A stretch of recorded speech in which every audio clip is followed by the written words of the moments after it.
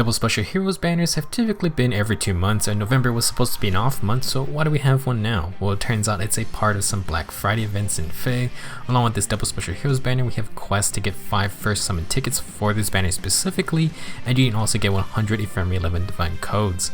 There are multiple orb packs in the shop as well, so check those out if you're interested in buying some orbs. Some of those include Dancer Reinhardt and Legendary Julia. Reinhardt is in the cheaper packs while Julia is in a part of the most expensive packs, so just a heads up.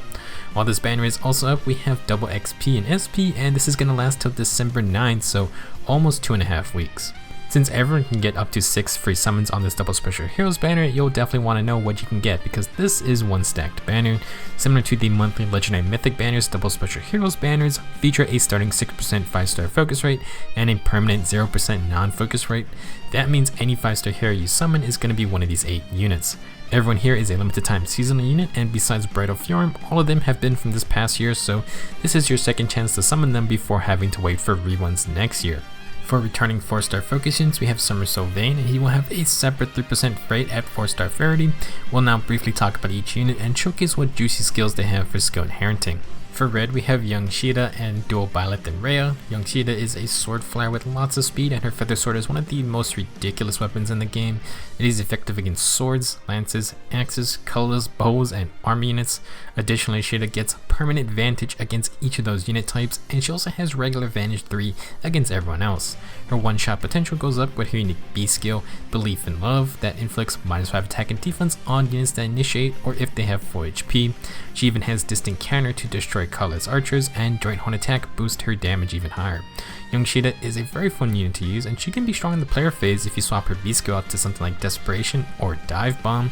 If you want to one-shot enemies, you can even get the new Rain C skills to reduce even more defense. In terms of fodder, distant counter and joint horn attack are both great skills, and you can grab both of them at the same time. Joining Caeda is dual summer Byleth and Rhea. They are a flying red mage that is very fast and basically a glass cannon. Their weapon is a sling tome with no follow-up 3 and can grant another +5 attack and speed on top. This works amazingly with their dual skill that grants Desperation to Byleth and allies within 2 spaces. That is a super strong ability, and it's Desperation with no HP condition, so dual Byleth can enable some really powerful offensive moves. For their other skills, you can get Ruptured Sky, Attack and Speed Push 4, Chill Speed and Res 2, and Ground Orders 3. Dual Byleth is a very solid mage thanks to their dual skill, and they have great skills too. Both Caeda and dual Byleth make the red group incredibly good and probably the best color here. Next is the blue group with DuoPalla and Summer Ingrid. DuoPalla, aka the White Wind Trio, are a lance flyer with really high attack. Their weight down spear only works on teams with 3 or more flyers, including Palla, but if you can meet that condition, Palla always gets a follow-up attack and she inflicts -4 attack and defense. If Palla initiates with at least 2 flyers within 2 spaces of her, she also attacks twice, aka she does a brave attack. Basically, she has the White Wing Sisters Triangle Attack Refine, and because of the free follow-up, she can quad if you set things up correctly. Palla's dual skill lets her and adjacent flyers move 1 extra space for their turn, so you can make some crazy initiations, and this dual skill does recharge every odd number turn.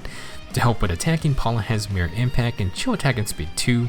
You pretty much need to run DuoPalla on a flyer emblem team, but she's incredibly strong and can be a very fun Gale Force flyer as well. Next we have Summer Ingrid, another fast lance flyer. Ingrid has an interesting playstyle.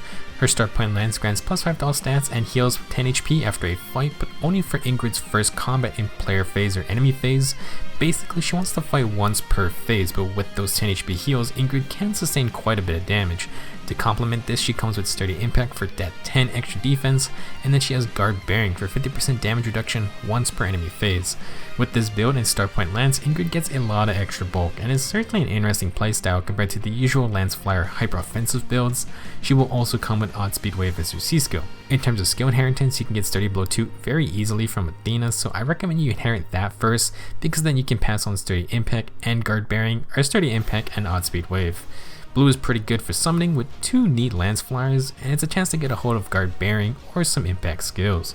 For green, we have Summer Selena and Summer Sylvain. Selena is a green mage cavalier with a really good attack and speed spread. Her exotic fruit juice tome is super simple, granting +3 attack and inflicting -6 speed and res on enemies within 2 spaces. With attack and speed push 4, Selena can output a lot of damage from long range, but she is very squishy. She also comes with speed and res snag 3, which is a debuffing skill that activates on movement assist skills like drawback. Snags can be interesting in the hands of the player or on defense teams, but they are very hard to come by and they take up that valuable B slot. Green is going to be good if you want a green mage cavalier because Summer Sylvain is also one. He has less attack and speed than Selena, but he is our 4-star focus unit, so he should be easier to get. Melon Flow Plus is an inheritable tome that is like Ingrid's Lance, where it only works once per player or enemy phase. It grants plus 5 attack and res and heals 7 HP after combat. Now for other skills, Sylvain has Cho Res 3 and Bridal's attack and defense 3. As the 4-star focus unit, if you want any of these skills, now is one of the best times to try and get them. Bridal's attack and defense in particular definitely got a lot better because we have the attack and defense solo Sacred Seal. Both are solo based abilities, so they synergize very nicely if you want to stack attack and defense. Overall, green isn't too bad. Selena has by far the best attack and speed spread for any mage cavalier, and she has 2 rare skills if you don't want to use her. Sylvain is our 4-star focus unit, and if you aren't chasing for merges, he has some decent skills as well. Last is Colorless with Summer Dorothea and Bridal Fjorm. Dorothea is a dagger dancer infantry unit. She doesn't have the highest attack and speed, but 37 attack and 36 speed is about as good as you can ask for from a dancer. If you want a dagger dancer with some damage capability, then Dorothea is a good choice. Her Hidden Thorns Plus is an inheritable dagger that is the exact same as Sylvain's tome. Honestly, not a bad weapon for a dancer. Dorothea's B skill is attack cantrip 3. When she dances an ally, she inflicts -7 attack on the nearest foe within 4 spaces. She then comes with Hone Attack 4, a simple +7 attack for adjacent allies every turn.